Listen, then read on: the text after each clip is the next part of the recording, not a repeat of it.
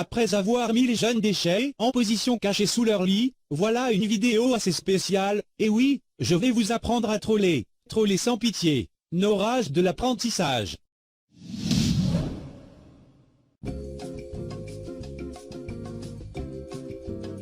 Et oui, jeune apprenti, un troll se doit toujours d'être anonyme, c'est la règle la plus importante.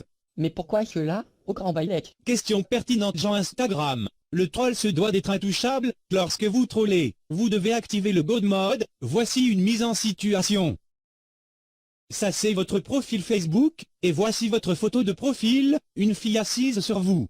Fier de votre bagage d'oiseau de mauvais augure, vous vous lancez dans le troll. Vous êtes tombé sur un commentaire qui vous déplaît, vous vous mettez en position attaque. Et moi j'adore ta mère la pute, MDR, je suis fier de moi. T'es fier enculé? Pendant ce temps-là, Baba Orom MDR fait une recherche sur Facebook et tombe sur ton profil, tu donnes le bâton pour te faire frapper. Moins personne ne s'assoit sur moi, victime que TSDP. À partir de là, tu peux ramasser tes dents, gigantesque fils de pute, suis mes consignes la prochaine fois. L'anonymat permet de troller en toute tranquillité, et bien plus encore, il offre l'opportunité de changer d'identité comme bon nous semble. Pour appuyer mon exemple, vous pouvez vous servir de moi, beaucoup se demandent qui je suis en réalité, en tout bon troll que je suis, je réponds souvent en tant qu'homme, et parfois en tant que femme, mais quelques personnes savent qui je suis en réalité. Mais pour conserver ce flou, tout bon troll doit laisser des indices sur ses fausses identités. Salut à tous, ici le John Player en compagnie de Valek. Salut Valek. Salut bande de fils de pute. Un personnage est ensuite vite construit par divers Sherlock Holmes du dimanche. Grâce à cette première leçon, vous êtes passé du stade de troll éco plus à troll confirmé. Cette leçon est tout autant importante, tout bon troll doit savoir être efficace et rapide. Qu'entends-je par cela?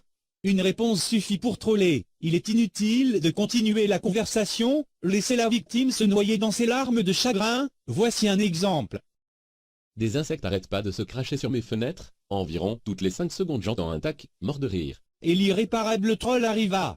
Ben ça doit être des mots chamerdeux. T'es juste derrière la fenêtre.